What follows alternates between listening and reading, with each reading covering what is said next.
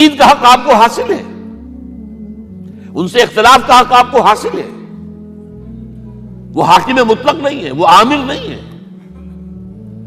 آپ کو معلوم ہے کہ حضرت عمر پر ان کے کرتے کے اعتبار سے جو ہے وہ تنقید ہو گئی تھی. تنقید کرنے والا کون تھا؟ سلمان فارسی رضی اللہ تعالی عنہ، جن کے بارے میں حضور نے فرمایا سلمانو منا اہل البیت، یہ تو ہمارے اہل بیت میں سے ہے. اتنا قریب تھا.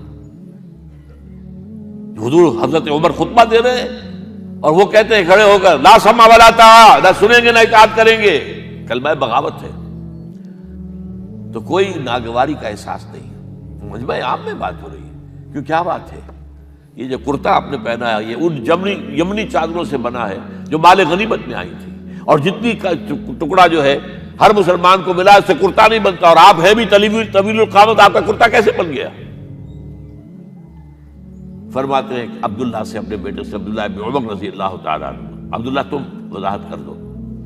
وہ کھڑے ہو کے کہتے ہیں نہ میرا کرتا بن رہا تھا نہ ابا جان کا، میں نے اپنے حصے کا کپڑا ابا جان کو دیا ہے، اس سے یہ کرتا بنا. الآن نسمع ونطیع، بس اب اس کے بعد آپ فرمائیے، آپ جو کہیں گے سنیں گے اور اطاعت کریں گے. یہ متوازن نظام، نہ ڈکٹیٹریت ہے کہ کوئی بول نہیں سکتا. تم اور حاکم وقت پر تنقید کر رہے ہو اور بربرا کر رہے ہو. ایک عورت پکڑ لیتی ہے حضرت عمر کو رضی اللہ تعالی عنہ. حضرت عمر نے آرڈیننس نافذ کر دیا تھا کہ اتنے سے زیادہ، اتنی رقم سے زیادہ مہر نہیں رکھا جا سکتا. کہ عمر تم کون ہوتے ہو ہمارے حق کے اوپر پابندی لگانے والے؟ جب قرآن میں ہے وَآتَيْتُمْ إِحْدَاهُنَّ قِنطَارًا، چاہے تم نے اپنی کسی بیوی کو ڈھیروں سونا دیا ہو تب بھی طلاق کی شکل میں واپس نہیں دے سکتے. قرآن قنطار کہہ رہا ہے، آپ کون ہیں روکنے والے؟ اور حضرت عمر فرماتے ہیں آج ایک عورت نے عمر کو دین سکھایا، آرڈیننس واپس.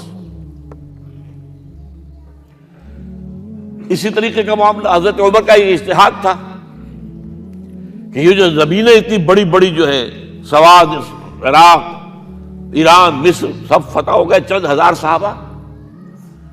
اب مطالبہ یہ تھا کہ یہ مال غنیمت ہے، ہمارے اندر تقسیم کر دیجیے. جیسے حضور نے غزوہ خیبر میں جو زمینیں تھیں یہودیوں کی وہ مجاہدین میں تقسیم کر دی تھی. دلیل موجود، دلیل بھی سنت رسول سے ہے صلی اللہ علیہ وسلم. حضرت عمر کی حکمت کچھ اور کہہ رہی ہے. یہ بات تو میں اپنے انداز سے کہہ رہا ہوں کہ اگر ایسا ہو گیا تو تاریخ انسانی کی سب سے بڑی جاگیرداری قائم ہو جائے گی. کتنے بڑے بڑے رقبے جو ہے صحابہ کو مل جائے گا.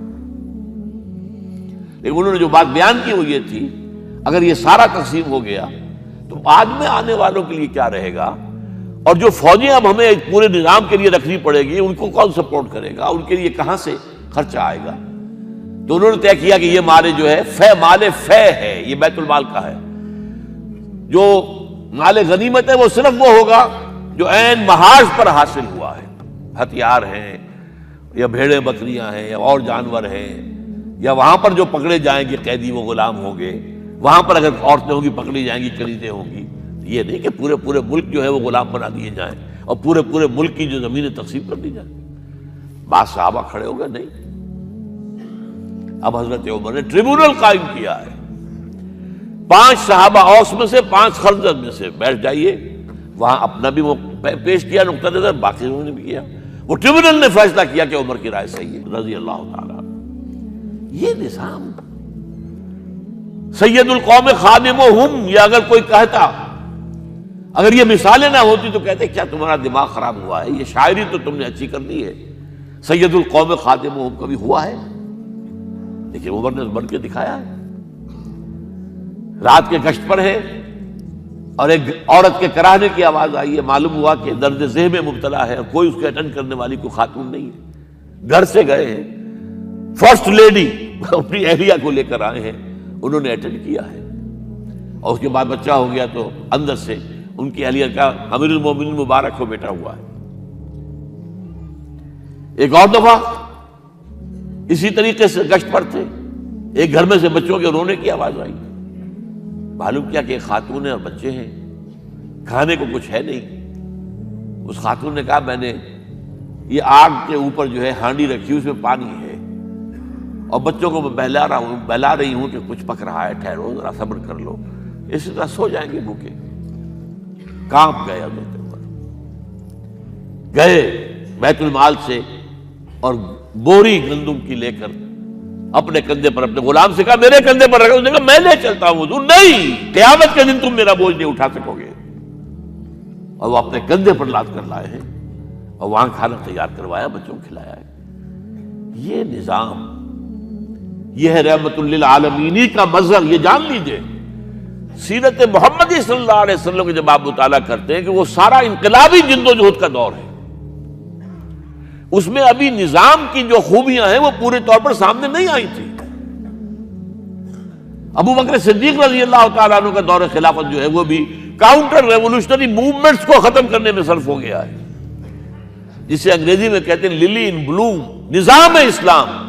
اسلام کا نظام عدل اجتماعی جو ہے ایک کھلے ہوئے پھول کی طرح نظر آئے گا حضرت عمر رضی اللہ تعالیٰ عنہ کے دور خلافت میں۔ مساوات کا اندازہ آپ کر سکتے؟ کوئی خلیفہ وقت سفر کر رہا ہے بیت المقدس کا، کتنے کئی سو میل، میرے کم سے کم 500 میل تو ہوگا مدینے سے بیت المقدس۔ ایک اونٹنی ہے، ایک خادم ساتھ ہے، اسی اونٹنی کے اوپر راشن بھی ہے راستے کا، لہذا ایک وقت میں ایک آدمی سوار ہو سکتا ہے، دو نہیں۔ ایک منزل خلیفہ اوپر بیٹھے ہیں اور خادم آگے چل رہا ہے نکیل پکڑ کر، ایک اگلی منزل میں خادم اوپر بیٹھا ہے اور خلیفہ آگے جو ہے نکیل پکڑ کر چل رہے ہیں۔ جب آخری منزل آئی تو وہ خادم کی باری تھی اوپر بیٹھنے کی، اس نے ہاتھ جوڑ دیے کہ خدا کے لیے لوگ کیا کہیں گے، مجھے کہیں گے تمہاری یہ جرت۔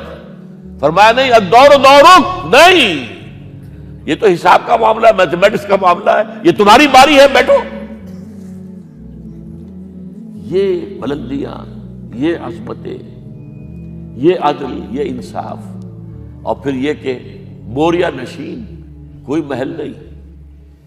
ایک آیا ایرانی مدینے میں چکر لگایا، کوئی انہیں محل نظر نہیں آیا، اسے پوچھا ہے اینا ملککم، تمہارا بادشاہ کہاں ہے؟ جواب دیا گیا لیس لنا ملک بل لنا امیر، ہمارا کوئی ملک نہیں ہے، بادشاہ نہیں ہے، ہمارا امیر ہے۔ کہاں ہے تمہارا امیر بھائی؟ وہ بیت المال کے کچھ اونٹ گم ہو گئے تھے، سب تلاش کر چکے، نہیں ملا، ہمارا خلیفہ خود گیا ہے۔ کسی کو ساتھ لے کر گیا ہوگا آئیڈینٹیفیکیشن کے لیے، تو دیکھا دوپہر ہو گئی تھی، دھوپ تیز ہو گئی تھی، حضرت عمر اپنے درے کو اپنے گردن کے نیچے رکھ کر ایک درخت کی چھاؤں میں آرام کر رہے تھے۔ نہ کوئی باڈی گارڈ ہے، نہ کوئی محافظ ہے۔ انہیں وہی کھڑے ہو کر کہا اے عمر، تم انصاف کرتے ہو تو تمہیں کوئی ڈر نہیں ہے، اور ہمارے بادشاہ خون پیتے ہیں لوگوں کا، وہ کانپتے رہتے ہیں، انہیں اونچی اونچی فصیلیں چاہیے۔